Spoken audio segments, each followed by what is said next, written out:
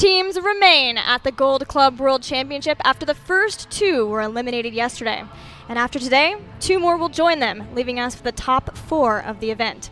I'm Gillyweed here with Dreadnought.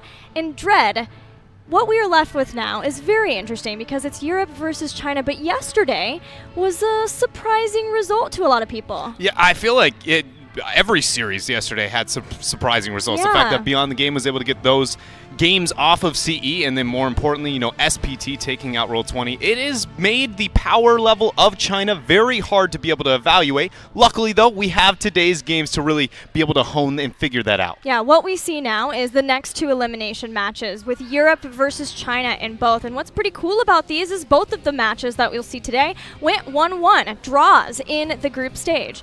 We are smack dab in the double elimination knockout stage, and everybody is a target, really, except for the Korean teams. They're the only teams left with 2 lives, and they will be facing off versus each other tomorrow in the upper bracket finals. I feel like today's results are going to be very, telling towards the power level of China overall, that they are able to overcome Europe in this stage of the bracket, not making it what we expected going into the GCWC with Korea versus Europe as those top 4 teams. It's going to be exciting, but as you said, we are in that lower bracket here today in the loser 2 section. And what is going to be difficult for the Chinese teams now is something that has been difficult for both China and North America for the majority of this year, really, when you look at it. Europe and Korea have set a ceiling that it just seems like North America and China cannot burst through. They have had so many difficult times trying to do that at Western clashes, at Eastern clashes. Granted, Roll20 did what seemed impossible by taking out Tempest in the group stage, but even Tempest is just not at the same caliber as Ballistics and KSV Black. This is what seems to be the stopping point for China. Is there any hope, do you say, that they're able to take out one of the European Titans? I want to say that there's hope, again, based on the lack of predictability of yesterday's results. But beyond that, I feel like it's hard to kind of find that argument. History repeats itself pretty consistently here, it seems, as of late within the power rankings of these regions. So I would assume the answer to be no. But again, they had a very sudden burst of, we saw the Chinese region climbing in success throughout this tournament, but it suddenly hit that moment once the knockout stage kicked on where they flipped a switch and were able to almost outperform themselves. So if we see that again today, I want to put it as possible, but still unlikely. Yeah, even slightly before the knockout stage, SPT's final match was versus Fnatic, and they took a game off of Fnatic, the second one, where it just flat out seemed impossible that they would ever be able to play at the level that they played there. And then same really for CE, and I would look at the series versus Roll20, getting a 2-0 over them was unexpected. But here we are, the first series of the day, an elimination best of 5 between CE and Team Dignitas. It's going to be a rough one for CE. But I have high hopes. After what we saw again out of yesterday, anything can happen here.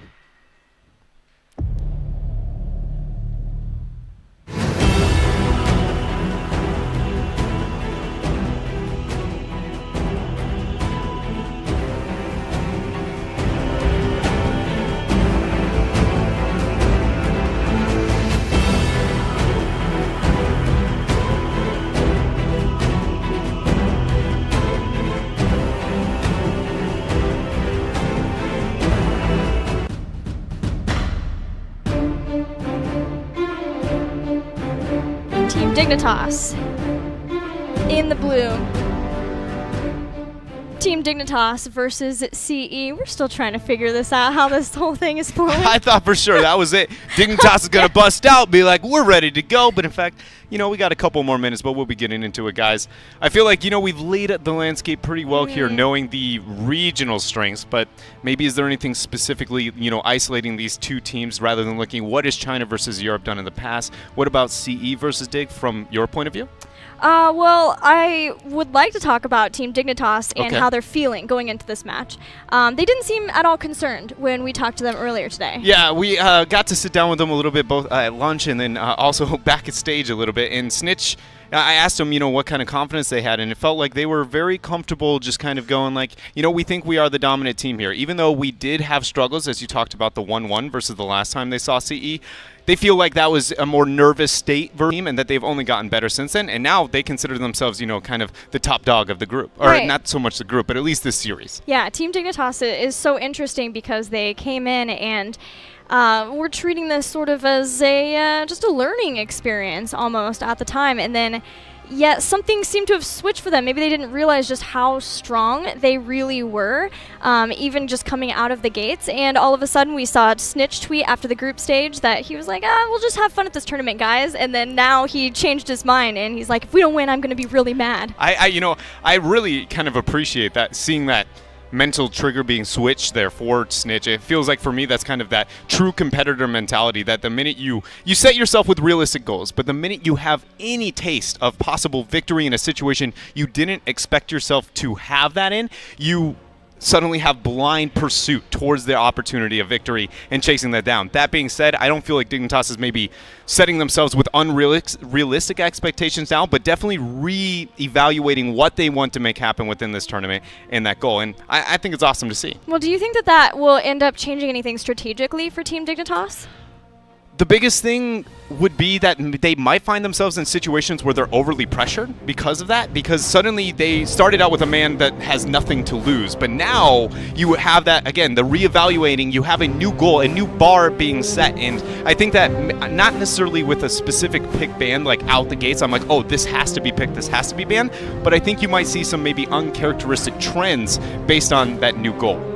Team Dignitas here in the blue, looking at Snitch himself, the new captain of Team Dignitas. There were some questions about how Team Dignitas would do after Bakery stepped down. Bakery had been such a staple to this team and was the captain, and Snitch seems to be filling in that role so well. And so has Zalia, on the support role to back him up. I immediately was questioning how good would Team Dignitas be with Zalia onto the support role, because I view the supports as the most consistently demanding role. Like, when the support player immediately messed up. And Bakery at the top of his region for as long as he was, it seems like a guy like Zalia, new to even the European scene, to come in and have that level of performance still here internationally, it's outstanding.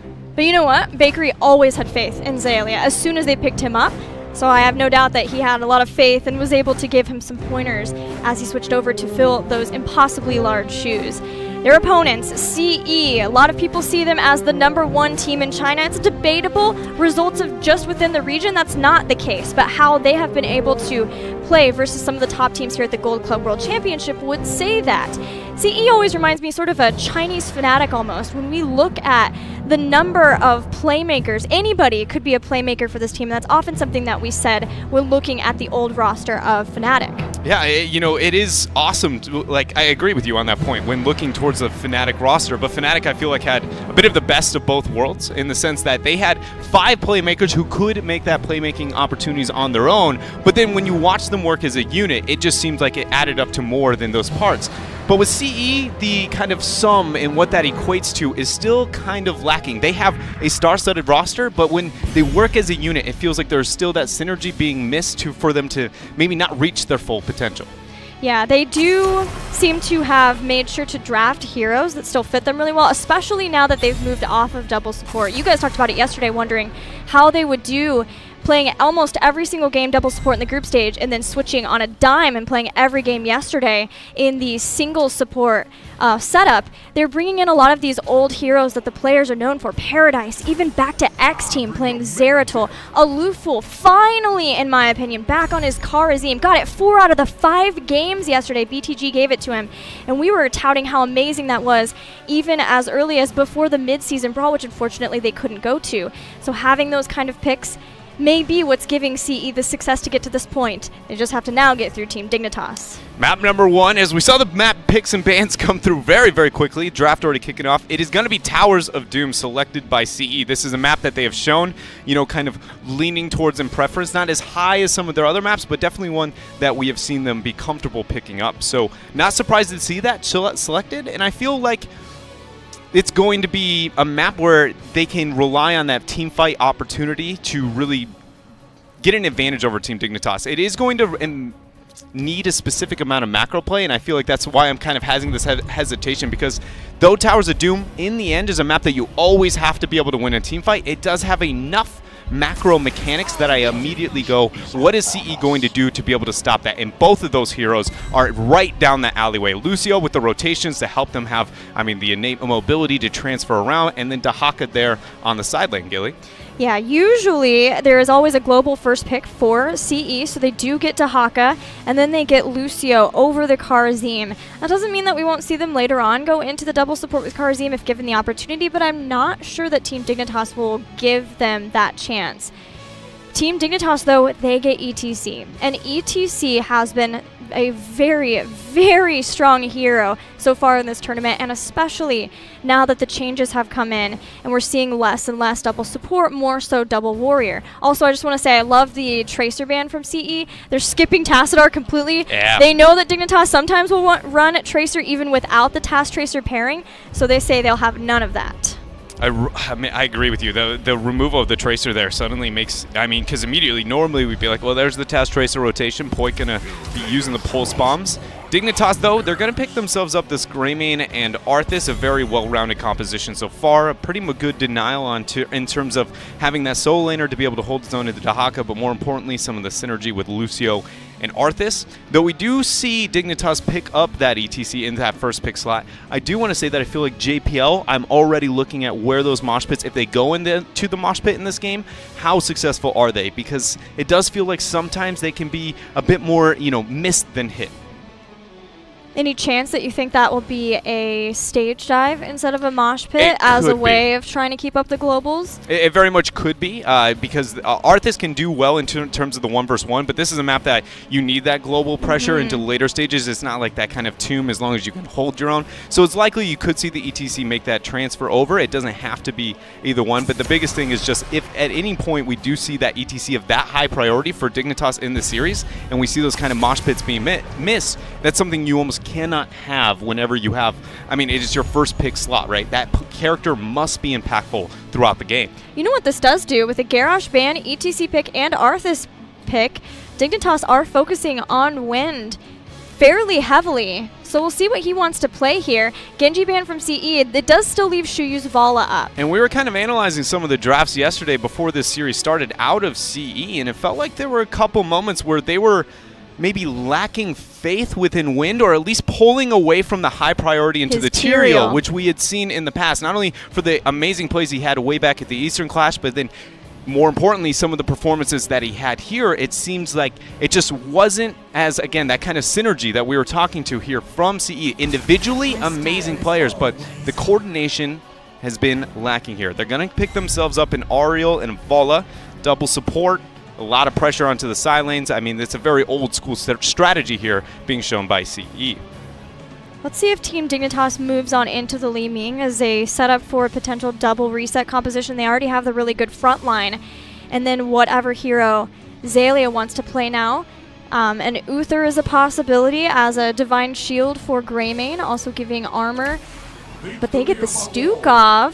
All right, the Stukov Arthas synergy is back. Stukov also gets a little bonus win on Towers of Doom because he can silence the sappers. And he has the opportunity to have, if depending on which build, a very long range, you know, consistent interrupt over the wall onto one of those altars if the opponent wants to capture it. But somebody who's even better in that avenue is going to be Poik there on the Chromie.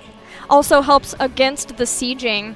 Really both of those two do thanks to the Lurking Arm too, and that stops some of what CE is wanting to do with that Vala Ariel pickup in the double support. Final choice for Wind. If this is to be not a Tyrael, then I'm thinking they're probably going to go with Muradin here as the standard stable frontliner. Yeah, that's what we saw from them as a, you know, kind of replacement from that in some of the drafts out of yesterday, but instead they're going to go with the Johanna, and to be honest, I actually feel like I prefer this even over that of the Muradin, just mainly because we have the Ariel and we've got ourselves the Vala together. You know, the Rain of Vengeance follow-up to the Condemn is going to be very, very powerful with that melee-centric composition that Team Dignitas has. It is going to struggle with getting onto Chromie, which is something that I'm going to be already looking for here with CE in this game. But, you know, I think that if we see that Tyrael getting picked up, we might see the Sanctification force an attempt to just save from the Chromie pressure alone, and you never want to make that an option when you pick the Tyrael. Yeah, there really is no good dive target along with to set up with that Sanctification. It would just be a usage of Sanctification and Sound Barrier as a way of outlasting your opponents until Shuyu can just wear down your opponents. Johanna also gives another interrupt for a potential mosh pit. There's a lot of interrupts for mosh pits now for CE, and we know that Shuyu's positioning in the past on Vala has been phenomenal, so we should be in a good position to make sure to stop that with the Rain of Vengeance. Yeah, Shuyu's highlight reel for a majority of this tournament has been, it feels like, on the Vala with his Rain of Vengeance. Yes. Some huge plays, and that's without the Johanna, right? So if Wind is there to be able to get a 4-3-man condemn, which I think is a very reliable kind of thought process throughout this game for them, that if Shuyu's got the follow-up, it is going to be very difficult here for Dig. The cross-supporting is going to be real, but also, as we said through the draft, Dignitas, it's not like they don't have tools to deal with this composition. I feel like this is one of the few drafts where I just go kind of whoever's the better team is actually going to come out on top. Yeah, no cleanse for Tormented Souls, Temporal Loop for Chromie. Not sure if that will be what ends up coming out. Slowing Sands has some great synergy for Arthas to enable him more. If you've got the slow, he can then get the slow on the target. Later on, Greymane has the possibility of getting Executioner. So I could see either heroic ability here, but versus the Ariel, Chromie is going to be so good at dropping down all the damage, maybe even just forcing the sound barrier to be used immediately after the Aegis to make sure that person gets the shielding. And in that way, Team Dignitas can very effectively deal with those two crucial heroic abilities of the supports.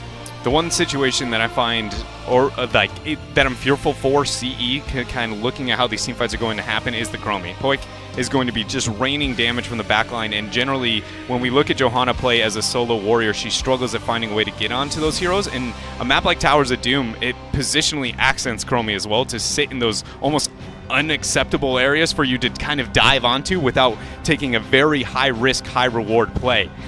Pressure's going to be there for CE, but, you know, I feel like they have it. Again, their composition is outstanding. Team Dignitas will be in the blue snitch, playing Greymane, JPL on ETC, Wubby playing Arthas, Poik on his Chromie, and finally Zaelia flexing it out to the Stukov. And for CE, we're going to have a Lufool on his Ariel, Wind playing Johanna, Paradise on the Dahaka, KTY on Lucio, and as we said, Shuyu on Vala. Can't wait to see Shuyu play another Vala game. It's always a treat. I said flexing it out, and what I meant by that is this is Zaelia's first Stukov game. Every other Stukov game they've played has been Snitch playing him on the double support. But double support seems to be going by the wayside the longer we go through the knockout phase. Just been slowly disappearing. Here we go. So is there... I'm trying to figure out, is there going to be a huge advantage when it comes to the level 1 skirmish? I feel like if anybody pulls ahead, it's going to be the members of CE just because they have a lot of wave clear. Johanna can Iron Skin, you know, threaten up pretty effectively, and Dahaka, you know, get a side soak, brush stock elsewhere. It's not anything that Dignitas necessarily needs to be concerned with, and Dig also has enough kill potential that if that Iron Skin is misused, could be one dead member here for CE. Yeah, that's what I was worried about, is the double lockdown between JPL and Arthas, and then having the lurking arm underneath could give a quick first kill to Team Dignitas and set up so that CE can't siege as much as they would like to, but they're still ready to go into the fight. Drag hits Poik, that's the perfect target. Wind executes. Immediately just capitalizing on the exact fear I had throughout this game. Who's going to be the man to get on Poik? Starts out with Dahaka there, Paradise making the play, but it can't stop there because, I mean, that is only a level 1. You know, maybe a bit too greedy a positioning out of Poik. But the fact that CE comes out guns blazing on the first wave here, I am so excited to see what happens through the rest of the series. You know, I feel like we don't get to highlight Paradise enough, but I remember all the way back to when he first made his international debut playing on X Team at the Summer Global Championship, and at that time, we had serious qualms with his hero pool. Yeah. He basically was a one-trick Thrall almost. He every time he could play Thrall, and we even asked Elegant about that at the time, and he said, no, he can play more heroes. I just really like Thrall in this meta, so I keep making him play Thrall, but we were very concerned about that, and yesterday, busting out the Q build Zeratul of all things, he's shown that he really can play a ton of different things and be a playmaker for the team just like everyone else. Yeah, and it was really cool as well. Not only was he willing to play the Zeratul, but he was willing to play 2 different builds. You know, the first one being that Q as you were talking about, and it was responsive to the composition out of BTG, and the next time you see it, the standard Vorpal, Seeker in the Dark, lethality-focused build. So he's just, not only can he more diverse hero pool than we originally maybe gave credit, but also understanding of even the heroes that he is known for, like that Zeratul. Team Dignitas with the Chromie and the Stukov doing exactly what that was designed to do, slow down the aggression of this bottom lane push from Shuyu in the Ariel. Triple alter phase activating in 10 seconds. The CE checking out to see if they can go in and contest. KTY will take a lot of damage doing this. Detainment strike too late, but it does give a lot of damage down and forcing back Team Dignitas. If Shuyu had been there just a half second earlier, that would have very much been a detainment strike into an easy kill. Looking at those top alters though, Wubby and Dahaka, gentleman's agreement, will pick up their own. The 4 versus 4 on bottom. Keep in mind, there is a global for CE, not for Team Dignitas, and that is going to force Dignitas back here and is leading to a shot advantage early for CE. What they did do, though, is Dignitas sent Arthas to the mid to soak there, and not seeing that CE has come down yet. They're still keeping him soaking there, and with these sappers, they're going to be able to push back CE. They don't move toward the altar just yet. Oh, it was actually even just picked up by CE. I didn't even see the pickup there. For a moment there, I felt like Dignitas, I mean, in general, I feel like Dignitas still could have put a little bit more delay pressure onto it. That being said, I don't know if they necessarily gained that much other than if they could bait that brush stock coming out. But I agree with you. It seemed very interesting that Dignitas was so comfortable giving that up. And that, to me, shows kind of their indication of how they want to play this game. KTY out for a second, but the Accelerando is going to let him out here. But just that Dignitas is saying that we want to play passive during this early game, at least pre-10. Wubby, not so passive. He even had aggressive positioning early on to try and get a flake onto Paradise. Paradise, I hate to break it to you, man, but you're not making it through there. That is a wall you just can't burst down. Wubby will be here for forever. Snitch is going to start to rotate in with the damage.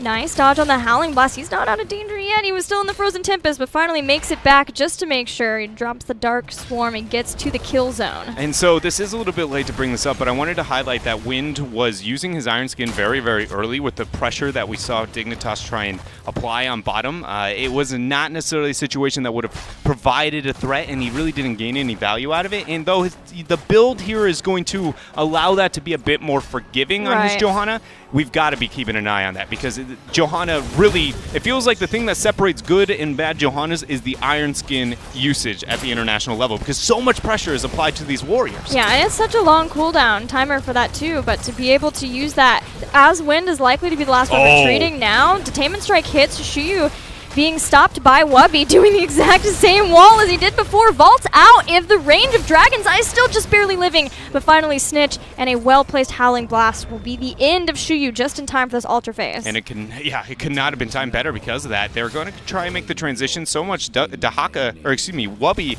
on the Arthas, not even rotating down. They understand that with that kill, enough has been won here for Team Dignitas. Zapper's going to be escorted. Things are now kind of turning around here for Team Dignitas into the earlier game. Even with the passiveness they showed, now overcoming that into the early stages, CE has to find a way to hit the pause button, slow the pacing and momentum Dignitas has obtained. Yeah, the best thing is that they never brought down Dahaka. They recognized they had to give up that altar, and they're still just using him to dual soak in the lanes so that they don't get further behind Team Dignitas in experience.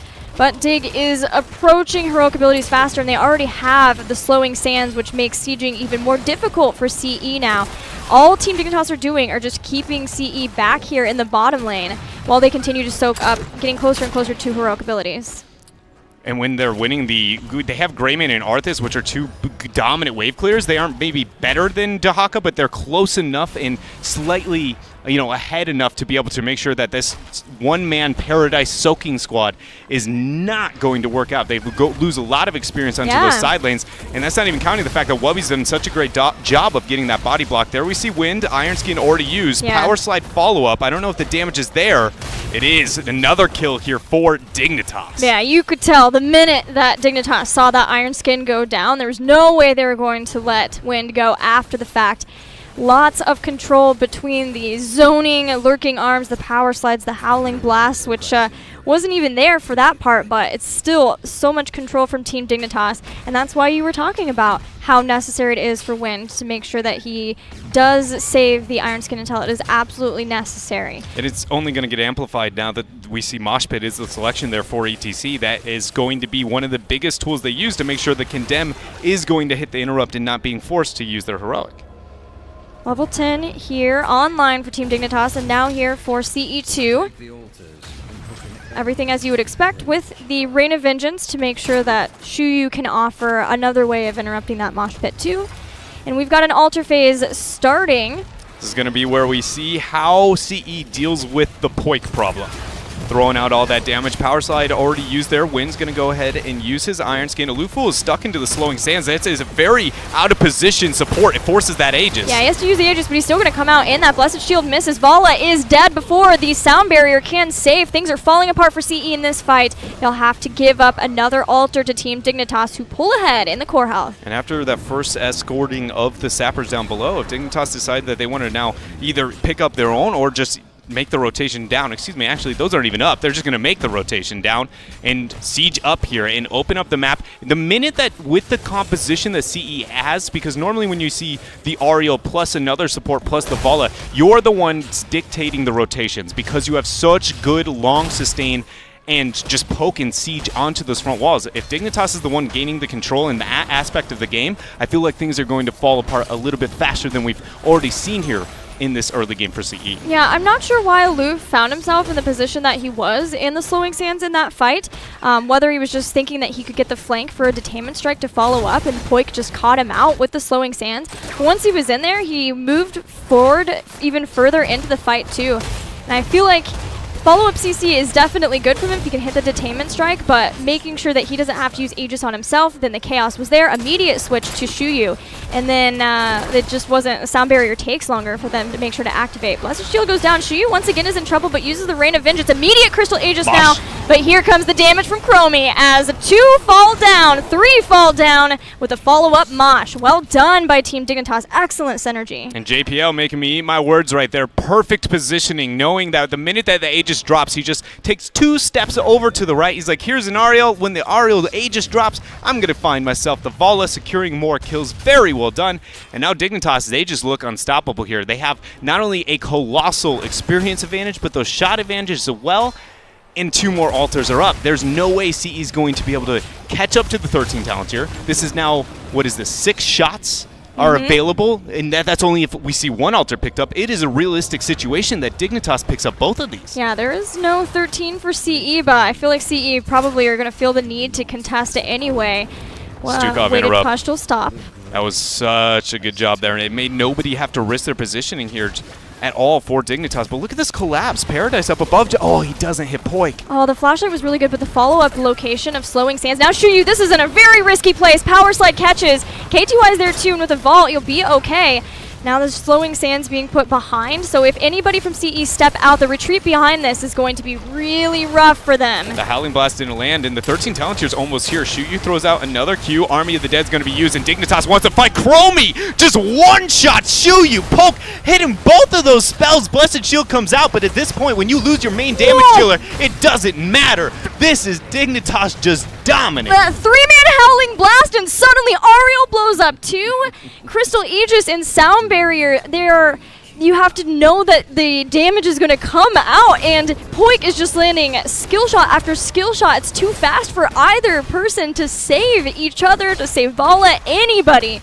Poik showing up in game 1, all of Dignitas showing up. And that was the thing that Snitch was referring to with that nervousness that they felt like they had the first time that they played against CE. Why they felt like they were going in to that 1-1. And right now, you just see the play out of Poik. It is anything but nervous. It is absolutely outstanding. And this guy, I mean, he is young even within the European scene. I am amazed at how fast he has been able to climb not only their ranks, but now at the international stage.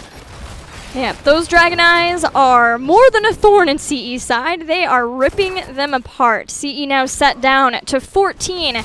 And although they have gotten back their bell towers, they are at a very difficult talent tier disadvantage, just about to be with Dignitas to get 16. And I think it's the next phase, right? Yeah, it's one of these situations that even though the game does not look at it like it's at a breaking point immediately, it very much is kind of trickling towards that here for Dignitas. The only situation on the map that maybe CE can be thankful for because of the experience and what is next going to be the next altar is that there's at least no boss in case that, you know, Dignitas doesn't win all of the shots or something kind of goes south, that Dignitas can get those cheeky extra 4 shots. But yes, CE, I'm hoping that we can see them, again, try and maybe get a flank and catch out the Chromie. because right now taking the team fight left to right into an Arthas is just not even, it's not enough, even with an Ariel and Lucio composition. Yeah, the problem there is that you're looking at Johanna, who loves taking the left to right fights. So it seems to be on Paradise to stalk in the right location to pull in a Chromie. I don't know if Poik's even had to use time out yet. That is how untouched he seems to be in the way that the setup is, but I'm assuming if Paradise goes in and tries to get the drag, then you have, if they're not blown up and then he can get out of that, all of a sudden with Flailing Swipe, he can go into timeout, and then they can use that Alpha Wolf and just burst down Paradise quickly. 2 members of Dignitas posturing aggressively. They get the top right altar, 5 more shots onto the core, 9 remain for CE. They do end up picking those 3 shots below. Wind comes up, forces the Iron Skin. Howling Blast is used, but ETC has already restarted this channel, and that is now another 5 shots. CE is now left with 4. And again, very thankful that boss is not up. Yeah, it was a risky ploy for CE, but they went where maybe it wasn't expected that they would be, at that mid one instead of at their safe altar. With all of the crowd control effects, honestly, there's more open space around that than at the hallway that basically their own altar's in. So they go there, they get 1, they keep themselves in the game at the very least. And even denying Dignitas for the little amount of time that Wind was able to do, tries to get them to climb up to 16 so they can start taking some even team fights. Chromie here just getting so much damage now that we see that talent completed. Leaving that, you know, kind of ghost form there. 2 minutes until the boss is going to spawn. The altars are going to be a problem before that point here for CE. And at this point in time, it's just getting the 16, stopping the bleeding. You see Wind wanting to try and do that, but he might get punished. He has the Iron Skin. He gets aggressive. Blessed Shield is used. Damage from Shuyu, but there's the Howling Blast to peel back along with the Flailing Swipe. Yeah, JPL took some harassment. Dahaka came in into an immediate time trap.